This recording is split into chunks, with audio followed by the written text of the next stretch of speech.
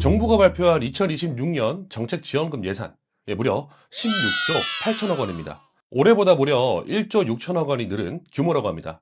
자, 이제 중소기업 정책지원금이 약 4조 1천억 원, 소상공인 정책지원금이 약 3조 3천억 원으로 역대 최대 규모죠. 듣기에는 와, 돈 많이 풀리니까 우리 회사도 많이 받을 수 있겠네 싶으시죠? 자, 막상 내년 되면 아마도 이렇게 말씀하실 겁니다. 예산이 이렇게 많이 늘었다면서 왜 나는 도대체 매번 안 되는 거야? 현실에서는 오히려 이런 말이 더 많이 나올 겁니다. 자, 목록에 있는 서류는 다 냈는데도 부결이 됐다.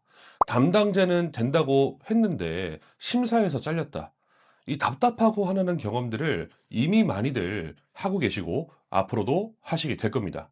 자, 왠지 아십니까?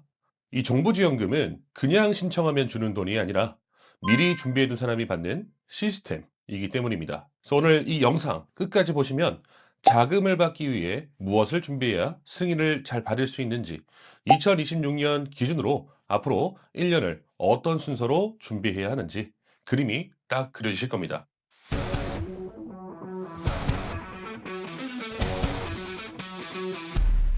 자, 그럼 이제 본격적으로 시작해 보겠습니다. 많은 대표님들이 이렇게 생각하실 거예요. 지금 당장 급한데 1년을 준비해야 된다고요? 자, 요즘 우리 정부 지원 사업을 심사하는 기관들이 보는 건 지금 현재의 상태만이 아닙니다. 앞으로 이 회사가 사업성이 어떻게 있을 수 있는지, 성장할 수 있는 구조가 있는지, 지속 가능한 부분들이 있는지 이런 부분들을 봅니다. 이 영상 끝까지 잘 보시면서 우리 회사는 과연 해당 사항이 있는지 잘 생각해 보시고요. 자, 심사위원 눈에는 이런 것들이 다 보인답니다. 이제 막 사업을 시작해서 데이터가 없는 사업자보다는 적어도 6개월, 1년 이상을 운영하면서 이 회사는 이렇게 굴러가는 시스템에 있구나 라는 보여줄 수 있는 회사가 유리할 수밖에 없다고 합니다. 매출도 물론 마찬가지예요. 근데 어느 달에는 매출이 확 튀었다가 어떤 달은 매출이 쭉 없다가 크지는 않아도 분기별로 기복 없이 이어지는 매출이 있는 것이 훨씬 더 안정적으로 보입니다. 자, 앞선 예를 들어서 말씀드렸듯이 1억 이상 규모의 정책 지원금을 준비하려고 하신다면 솔직히 말씀드려서 제대로 된 이 준비는 거의 필수입니다. 물론 뭐 3천, 5천만 원 이하의 긴급 자금이나 일부 단기 정책 지원금 같은 경우는 지금 당장도 도전할 수 있는 것들이 꽤 있습니다. 하지만 더 큰 성장폭을 그리기 위해서 더 큰 한도와 저렴한 금리의 자금을 노리신다면 지금부터 준비를 제대로 해야 합니다. 내년 정책 자금을 받기 위해 제일 먼저 해야 할 건 기본 조건 점검입니다. 자, 첫째, 업력입니다. 어떤 자금은 창업 3년 이내만 가능, 어떤 자금은 창업 7년 이상만 가능. 이렇게 업력에 따라서 조건이 나뉘는 자금들이 있습니다. 그리고 창업 몇 년 이내라는 뜻은 대부분 정책지원금 기준에서 창업 기업이냐를 보는 경우이며 창업기업 확인서 발급 유무가 핵심입니다. 제가 평소에 이렇게 상담을 드리다 보면 이런 대표님들이 많으신데요. 기존에는 개인 사업자를 운영하고 있는데 추가로 개인 사업자를 내게 되면 창업이 아닌가요? 맞지 않나요? 라고들 하십니다. 자, 결론은 창업 기업으로 불인정받을 확률이 굉장히 높습니다. 이는 개인, 법인, 폐업 이력, 타법인, 소유 지분율 등등 따져봐야 할 것들이 굉장히 많거든요. 그래서 전문가가 필요한 거고요. 둘째, 업종 코드입니다. 사업자 등록증상 업태 종목과 국세청 표준산업 분류 코드, 그리고 재무제표상 손익계산서에 기재된 매출이 어떤 형식인지부터 꼭 확인해야 합니다. OEM 제조를 하는데 도소매 코드만 있다? 제조업을 하고 있는데 사업자 등록증에 제조업 등록이 되어 있지만 재무제표에는 상품 매출, 즉 도소매로 찍혀 있다?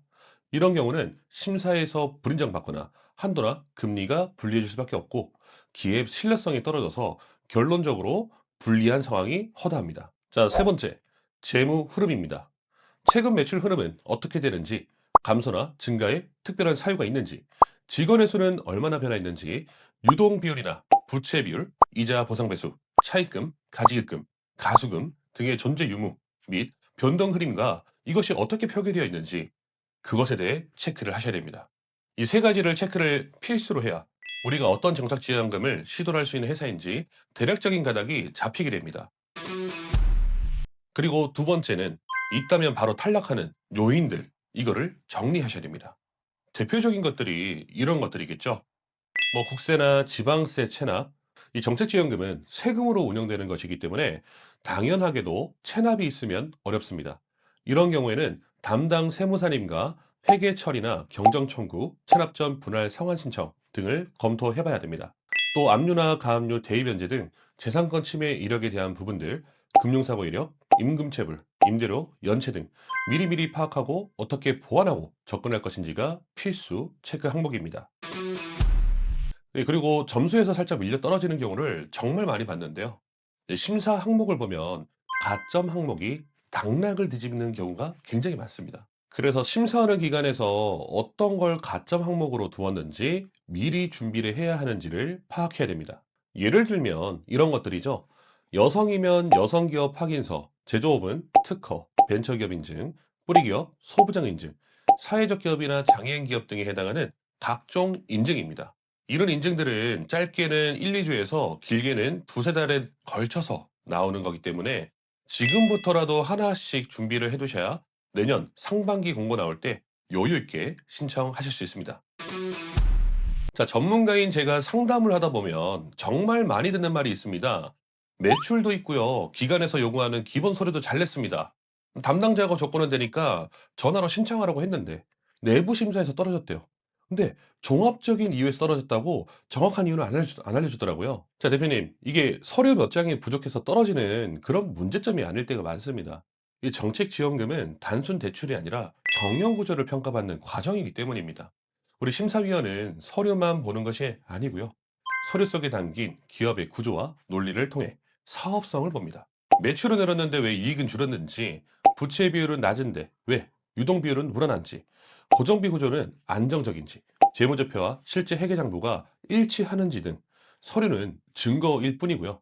그 뒤에 있는 이유와 설명이 없다면 탈락입니다. 이제 대표님들께서 말씀하시기를 혼자 준비할 때 가장 큰 문제가 사업은 잘 아는데 기관에서 요구하는 이 심사 기준이나 내부 검토 요건에 맞춰서 우리 회사를 잘 소개하는 방법이나 표현법을 잘 모르신다는 겁니다.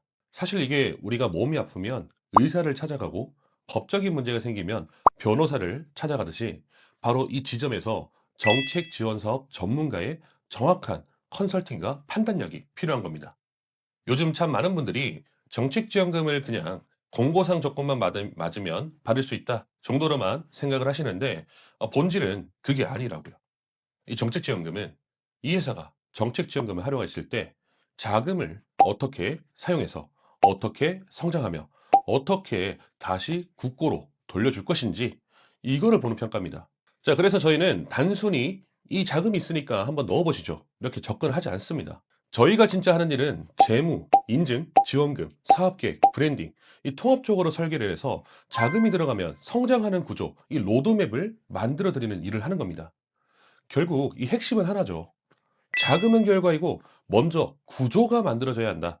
네, 그래서 저희는 자금만 통과시키는 회사가 아니라 기업의 성장 흐름을 설계하는 파트너입니다.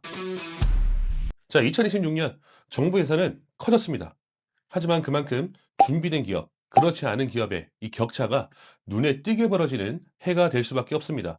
혹시라도 여기까지 보시고요. 우리 사업은 어디까지 준비된 건지 모르겠다, 우리 회사에 맞는 로드맵이 필요하다, 이런 생각이 드신다면 고정 댓글에 무료 상담 링크 남겨두겠습니다. 편하게 회사 상황 간략하게 기재해 주시면 우리 회사가 2026년에 어떤 자금을 노릴 수 있을지, 앞으로 1년, 3년, 5년, 10년 동안 어떤 로드맵으로 진행을 해야 되는지 모든 기준들을 잡아드리겠습니다. 자, 무료입니다. 무료고요. 무료 상담이라고 해서 절대 대충 허투루 상담드리지 않겠습니다. 좋은 정보 얻으셔서 자금 조달에 큰 도움이 되시길 진심으로 바라겠습니다. 자, 오늘 영상이 도움이 되셨다면 구독과 좋아요, 알림 설정 부탁드리고요. 네, 앞으로도 현실적인 정보들 계속 전해드리겠습니다. 네, 감사합니다.